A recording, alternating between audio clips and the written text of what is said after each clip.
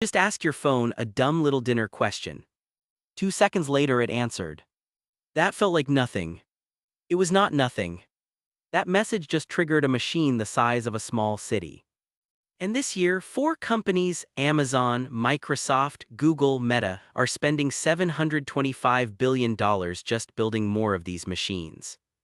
That's more than the entire US highway system cost, adjusted for inflation, in 1 year. So where does all that money actually go? Let's follow your dinner question. Google is a librarian. You ask a question, it walks to a shelf it already organized years ago and hands you a page that already existed. Fast, cheap, basically free.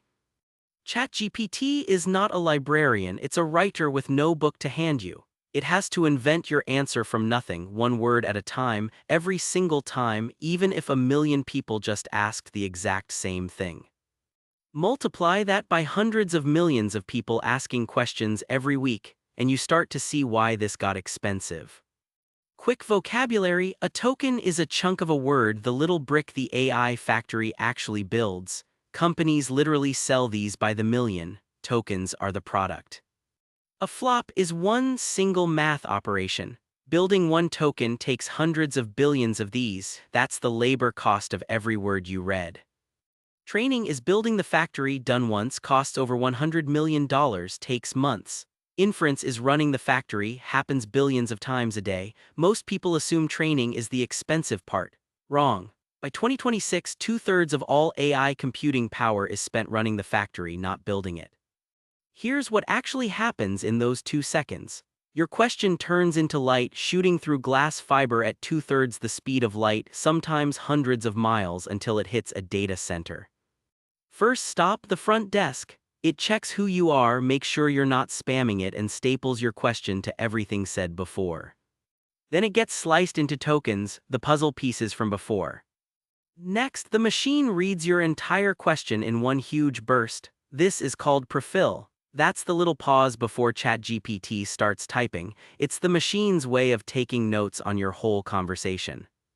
Then comes decode, the actual assembly line. It builds one word, sends it to you, then reruns the entire calculation just to build the next word.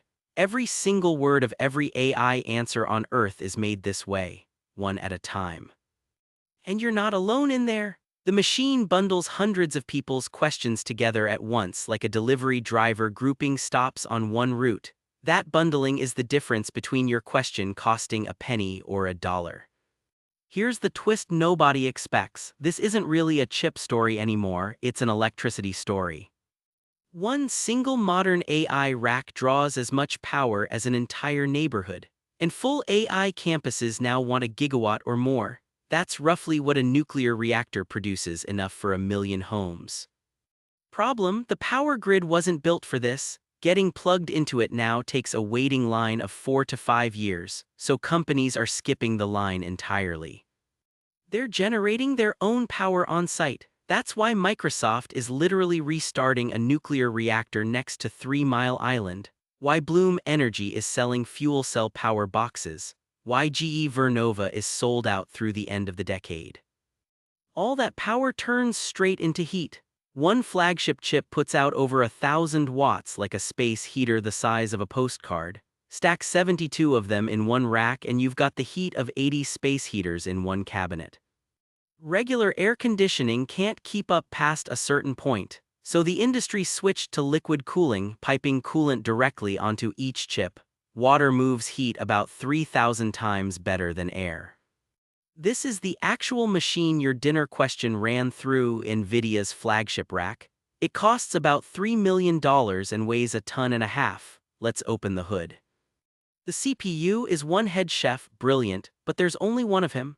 The GPU is 10,000 line cooks, each doing simple math at the exact same instant. Turns out AI math and video game graphics need the same kind of brain power, which is the accident that made NVIDIA the most valuable hardware company on Earth. Those line cooks need ingredients fast, so memory got rebuilt as a skyscraper, stacked straight up and glued right next to the chip. It's called HBM, and only 3 companies on Earth can make it: SK Hynix, Samsung, and Micron. One chip can't hold a trillion parameter model, so thousands of chips have to think as one. wired together with light-speed connections called NV-link inside the rack and fiber optic cables between racks. Copper wire can't carry a signal that fast more than a few feet, so the signal gets converted into pulses of light through devices called optical transceivers. A single AI cluster uses hundreds of thousands of them. Here's the part that should make you raise an eyebrow. NVIDIA invests money into AI startups. Those startups use that money to buy chips from NVIDIA. Big tech companies sign massive contracts with GPU rental companies who use that money to buy more NVIDIA chips. The only place new money is supposed to enter this whole loop is regular people and businesses actually paying for AI subscriptions and tools. Right now, that's the smallest slice of the entire pie. The two biggest AI labs combined are making around $70 billion a year in revenue. Fast growth, genuinely the fastest in software history, but it's still a small fraction of the $725 billion being spent building all this. So next time you ask an AI a 2-second question, remember what actually happened. Light through glass, a restarted nuclear reactor, 10,000 chips thinking as one liquid coolant fighting off 80 space heaters worth of heat.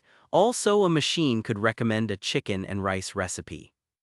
This is not financial advice, just the engineering and the money trail laid out plainly. If this made the